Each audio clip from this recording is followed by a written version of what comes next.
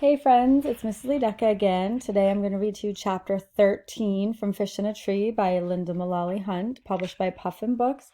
Chapter 13 is called Trouble with Flowers.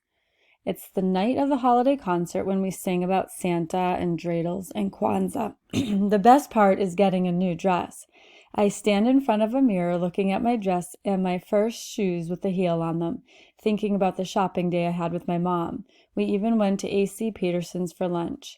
I like how she stayed with me in a booth instead of having to go wait on other people. I love to sing, but I don't love our music teacher, Mrs. Muldoon. Max calls her Mindfield Muldoon because you never can tell when she'll blow up over something. Oliver calls her that too, but he acts it out by leaping into the air and yelling, Muldoon, as he lands on the floor and rolls.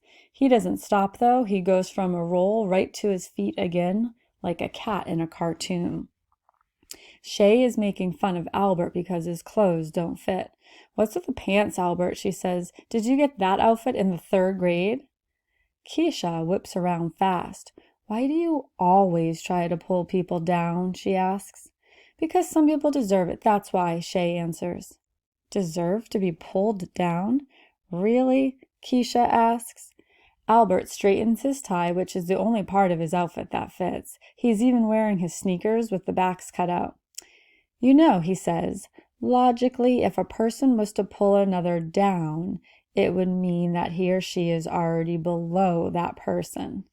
Keisha lets out a laugh so loud that Mrs. Muldoon shoots her a look. Keisha covers her mouth and tries to squelch the sound. That is perfect, Albert. Man, you really are a smart dude. She turns to Shay. You, on the other hand, are so low, you could play tennis against a curb. Shay's eyes narrow, but before she can say anything, Mrs. Muldoon appears and tells us to line up. For the spring concert last year, before I had a growth spurt, I had to stand in the front row. I liked when Travis called me a dime among pennies. But this year, I get to stand toward the back of the line with the taller kids, right next to Keisha. I look over at her. I love how she stuck up for Albert. She had the guts that I didn't in the cafeteria. I wish I could be braver. We all stand waiting to file into the auditorium. Oh, Mrs. Muldoon, I love your dress, Shay says. Mrs. Muldoon lights up like a bulb. Why, thank you, Shay. Your parents have raised such a nice young lady. Oh, thank you very much, Mrs. Muldoon. Shay smiles, but when she turns away toward Jessica, she rolls her eyes, and she keeps glaring at Keisha. I decide I won't think about how mad she makes me, and I'll think instead about how all the girls get to carry a bouquet of flowers. That's the good news. The bad news is that they have been donated by Jessica's father, the florist. It's nice of him, but Jessica hasn't stopped bragging about it. Mrs. Muldoon walks down the line, handing out the most beautiful bouquets I've ever seen, like the ones that brides carry. Dark red ribbons that wind around the stems like a barbershop light pole. Ribbons dangle from the bottom, too. She hands me my bunch to me, and I smile, thinking of how much my mom will love to see me with them. Keisha leans in to smell them and runs her fingers over the tops of the flowers.